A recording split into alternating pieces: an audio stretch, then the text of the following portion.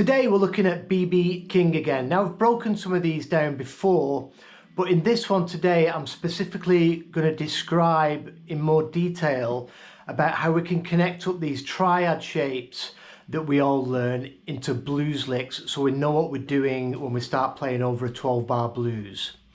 So let me play through this little jam and then we'll break it down slowly. If you do a one, I'll show you what I'm talking about.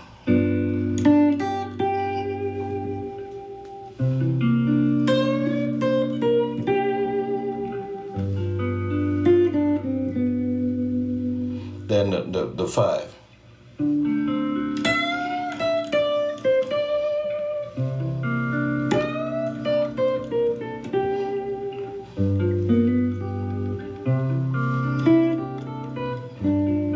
That's the way I resolve it. Yeah. So this is one of the questions I get asked most when I'm teaching my students triads, or they've been learning triads, they don't know what to do with them. So we learn the triads, and then just playing triads all the time isn't really going to get you anywhere. But if you start plugging them into blues licks and making a bit of music, then it kind of helps you to understand what you're doing. So let's look at this first lick and I'll explain. If you do a one, I'll show you what I'm talking about. So when he says the one, so we're in the key of G, he means the one chord. So G major 7, a G dominant 7. And the lick BB plays,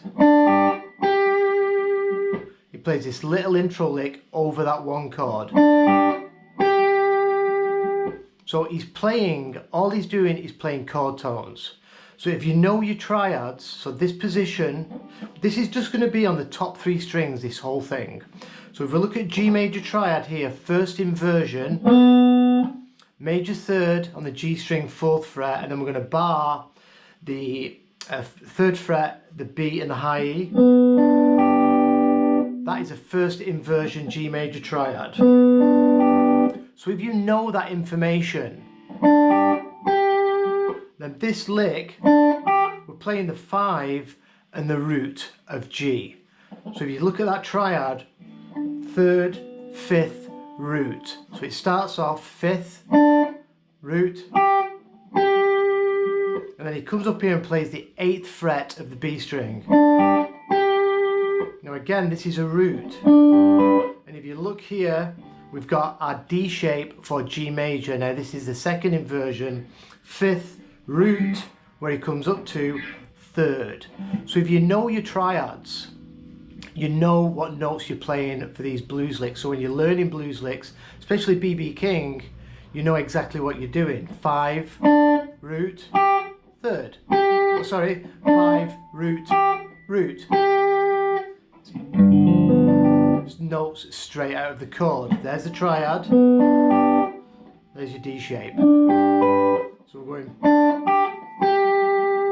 right into that root of that shape.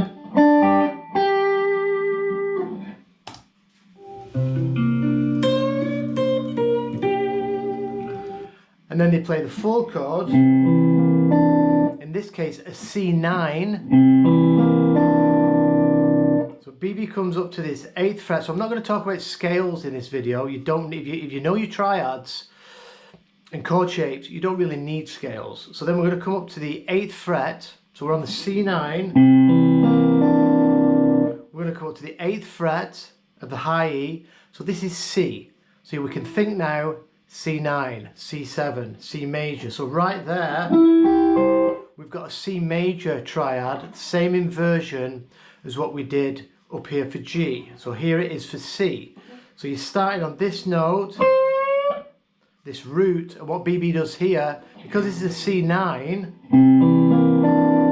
the 9 of that chord, this D note, is pushing this C up a whole step with his first finger, and he's going into a D, which is the 9. So right away that bend is played the root and the 9 of a C9 chord. And then he comes back down, plays the root, and then then he plays the flat 7 of the chord. So if you look at your C7 chord, this 11th fret is the flat 7 of our C9 or C7. It's also the minor third of our tonic. So them are the things you need to put in the filing cabinet upstairs. But we're playing out of this C chord shape. And then when we come back to this 8th fret on the B, still on the C, this is the 5 of our C chord. It's also our G note, which is our tonic. So you've got to make note of these notes that these chords share. So right there, we've got this C major triad first inversion,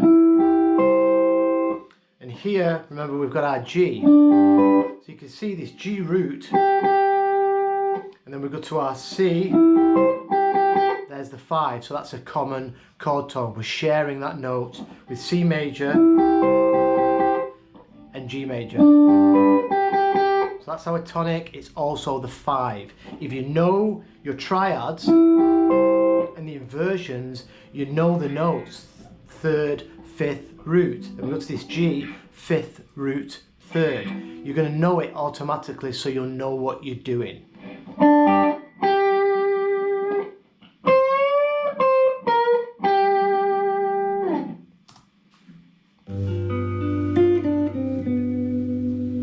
And then he goes back to G7.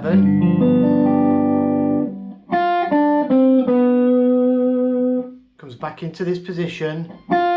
Plays the flat 7 of G, which is the 6th fret of the B string. Then we go back to this note here. We started on the 5. And then we go 4,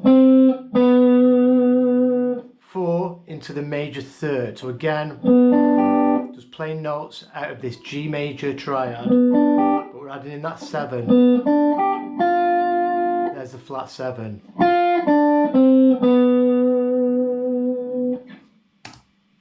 Then the 5.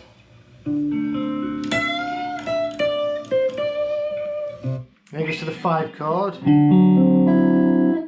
D9 or D7.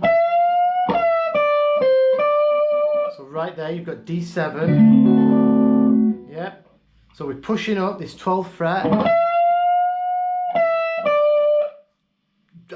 almost a half step. We're just going towards that major 3rd of D. There's your root of D. Again, there's your D triad, what we've been using.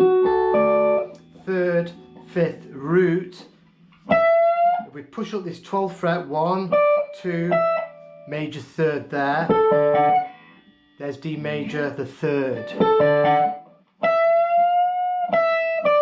Back to the root. Flat 7 of D there. So all these shapes are repeating. Bit of vibrato on the root.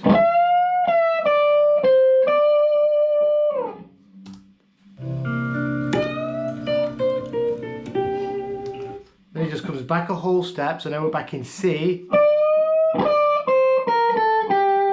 He treats that a little bit different, but still we're pushing up.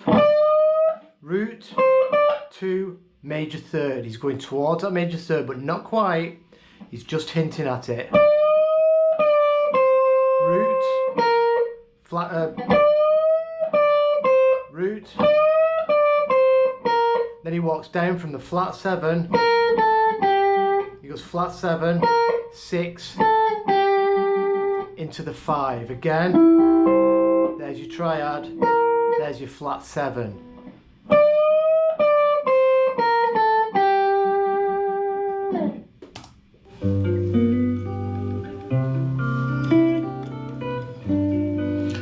And then he goes back to the 1, and he just slides into that major 3rd again out of this triad, grabs the root, and then it tags it at the end with this nice lick.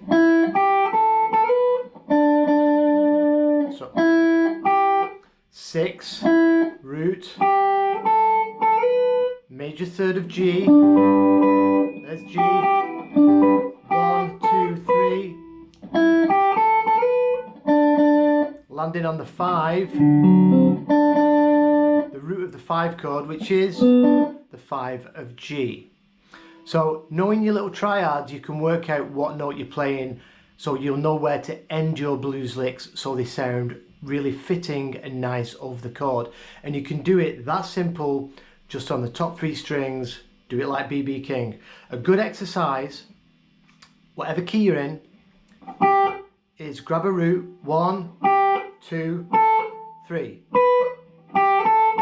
That's going to take you from the root, triad, into a major third. There's that triad. So you can use your roots. Wherever there's a root, you've got 1, 2, 3.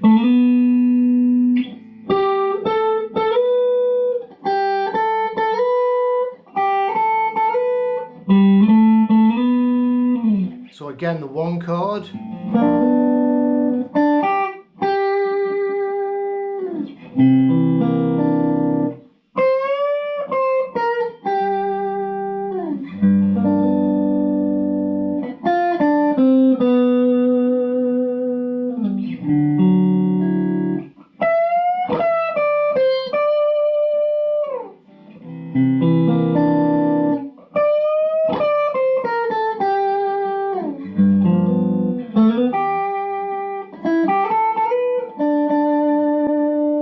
So I hope that shed some light on triads. Like I said, learn your triad shapes all over the neck, and I've got videos to do that. If you need assistance, just leave a comment, drop me an email. If you learn your triad shapes all over the neck, then you know where they are. You're not just going to use them like that all the time. That's just to learn where they are. But when you start playing these little licks, 5, root, we know.